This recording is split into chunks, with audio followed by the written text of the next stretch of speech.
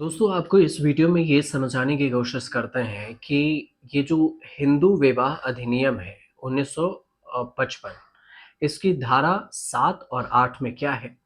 विवाह समारोह और रजिस्ट्रेशन की जो बात होती है आखिर क्यों कैसे होती है? तो हिंदू विवाह अधिनियम 1955 को हम समझने की कोशिश करते हैं जिसका जिक्र आए दिन होते रहते हैं। अब न केवल एक वैध हिंदू विवाह वैलिड हिंदू मैरिज की शर्तें हैं इसमें, इसके साथ साथ कंडीशन भी है और उसको भी निर्धारित करता है। और इसके अलावा यह विवाह के अनुष्ठान जो रिचुअल्स है, इसके रजिस्ट्रेशन से भी संबंधित प्रक्रिया है, जो प्रोसीजर है उसको भी स्पष्ट करता है। ये जो हिंदू विवाह अधिनियम बनाया गया उसको। तो 7 और 8 को समझते हैं। पहले धारा 7 को समझ लेते हैं। इस बात पर ये धारा फ़ोकस करता है कि हिंदू विवाह कैसे संपन्न किए जा सकते हैं। अब जबकि धारा 8 की बात करें, तो विवाह के रजिस्ट्रेशन की प्रक्रिया और इसके महत्व का विवरण भी देती है। हालाँकि यह इसकी वैलिडिटी के लिए कंपल्सरी नहीं है, लेकिन बावजूद इसमें कई सारे चीज़ हैं जिसे समझना ज़रूरी है। धारा 7 को समझें तो हिंदू विवाह के समारोह जिसे सेरेमनी कहते हैं, तो सेरेमनी ऑफ हिंदू मैरिज इसे समझा जाता है। 7 की बात करें तो 7 1 में पॉइंट बाय पॉइंट आपको समझाते हैं एक-एक करके। एक ये कहता है कि हिंदू विवाह में किसी भी पक्ष के जो मतलब सेरेमनी है, राइट्स हैं, उसको समारोह में सम्मिलित कर किया जा सकता है और इसके अनुसार से सोलेमनाइज़ किया जा सकता है। इसमें अगर और देखें तो ये इसमें उपधारा भी है। अब सब सेक्शन जिसमें हिंदू विवाहों के संपन्न होने में फ्लेक्सिबिलिटी देता है और ये भी दर्शाता है लचीलापन जिसे कहते हैं।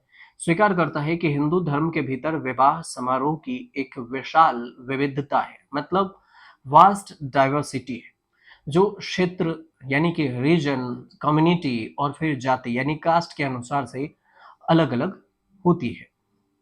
इसके अलावा देखें तो इस अधिनियम में किसी एक विशिष्ट अनुष्ठान जैसे स्पेसिफिक रिचुअल है उसको अनिवार्य नहीं करता, बल्कि ये किसी भी पक्ष के जो प्रचलित और प्रथागत रीति रिवाज हैं उनको भी पालन करने की अनुमति देता है।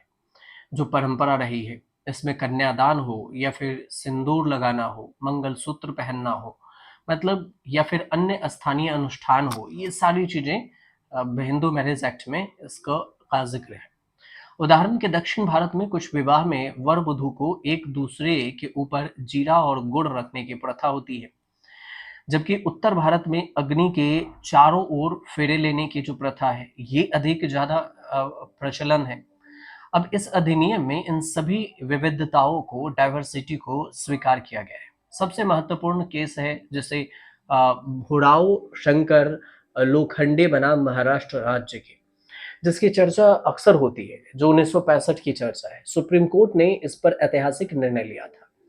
इसमें इस बात पर जोर दिया गया कि एक वैलिड हिंदू विवाह के लिए आवश्यक धार्मिक अनुष्ठान का पालन करना जरूरी है और यदि विवाह किसी रीति रिवाज के अनुसार संपन्न होता है तो उस रीति रिवाज के आवश्यक अनुष्ठान को पूरा किया जाना चाहिए।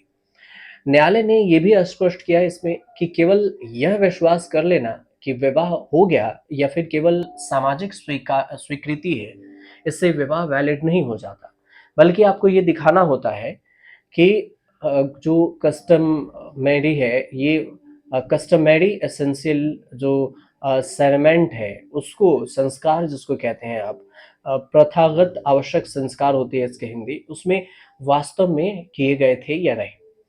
जो दूसरा उपधारा है उस दूसरे उपधारा में है अनुष्ठान और समारोह में जो सप्तपदी।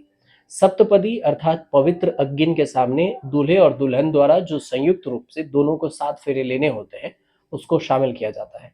विवाह 7वां फेरे लेने पर ही पूर्ण होता है और ये बाइंडिंग होती है, कंपल्सरी बाइंडिंग होती है दोनों के बीच में। हिंदू विवाह का जो रजिस्ट्रेशन है, अगर इसे आप देखेंगे तो इसमें भी कई सारी चीज़ हैं। इसका जो धारा उपधारा 1 है, इसमें हिंदू विवाह में प्रूफ की सुविधा है, फैसिलिटी दी गई है कि राज्य सरकार, स्टेट गवर्नमेंट ऐसे नियम, रूल बना सकती है जिनमें यह प्रावधान हो कि ऐसे किसी भी विवाह के पक्ष अपने विवाह से संबंधित विवरण हो जो पार्टिकुलर्स है उसको निर्धारित तरीके से प्रिस्क्राइब्ड मैनर और शर्तों के अधीन एक हिंदू विवाह रजिस्ट्रेशन में दर्ज करा सकते हैं और उसका उद्देश्य रखा गया है कि आपको रजिस्ट्रेशन कराना है।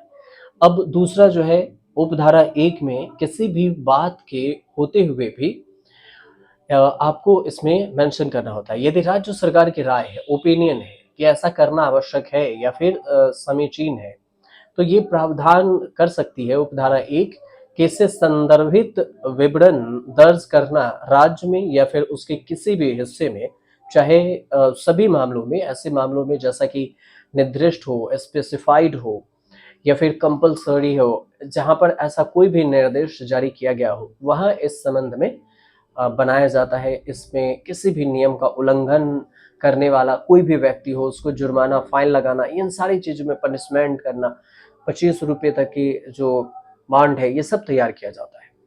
अब नियम है, जैसे ही वे बनाए जाते हैं, वैसे ही राज्य विधानमंडल के जो सामने हैं, वो भी रखे जाते हैं।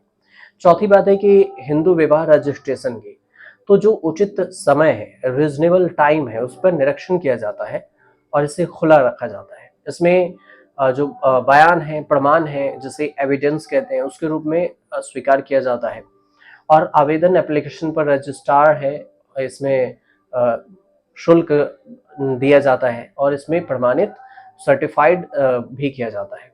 अब इस धारा में देखिए 5 में भी इस बात का जिक्र होता है कि किसी भी हिंदू विवाह की जो वैलिडिटी है, किसी भी तरह की omission to make the entry से प्रभावित नहीं होगा। मतलब ये हुआ कि प्रविष्ट न करने की जो बात है, उसका भी जिक्र किया जाता है। तो इसमें कई सारी चीज हैं जो हिंदू विवाह अधिनियम और धारा में जिसका जिक्र किया गया कि 7 और 8 में, जो धारा 7 है और 7-8 हिंदू विवाह अधिनियम, जो हिंदू मैरिज एक्ट 1955 है, उसमें 7 और 8 की जो महत्वता है, उसमें क्या क्या चीज उल्लेख है। तो इस वजह से हुआ क्योंकि देखिए कई राज्यों में यूसीसी की भी बात हो रही है, तो यूसीसी आएगा तो आपको हिंदू मैरिज एक्ट को भी करवाना पड़ेगा, आपको रजिस्ट्रेशन करवाना पड़ेगा। तो इस वजह से ट्रेंड में है, तो इसे समझना इसमें जरूरी था और इसलिए हमने आप तक ये वीडियो आप तक पहुंचाई है।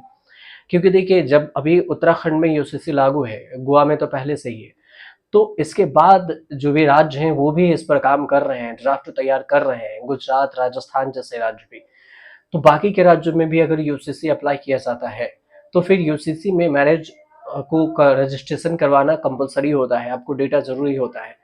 तो क्यों होता है? जो 7 और 8 जो हिंदू मैरिज एक्ट है, उसमें 7 और 8 1995 7 और 8 उसमें क्या डिटेल्स है, इसे समझाने के लिए हमने आपको ये वीडियो बनाया है, ताकि आप पहले से अलर्ट रहें। अगर आप उत्तराखंड से हैं तो आप समझ गए होंगे, बाकी के राज्य से हैं तब भी आप अलर्ट रहिए और इसे देखिए, समझिए कि क्या सब इसमें डेवलपमेंट हो सकता है। और तब तक अगर आपको जानकारी सही लग रही हो या आपके मन में कोई सवाल हो, तो कमेंट हमें जरूर कीजिएगा, ताकि हम उस पर विस्तार से आप तक जानकारी पहुंचा सके आसान भाषा में।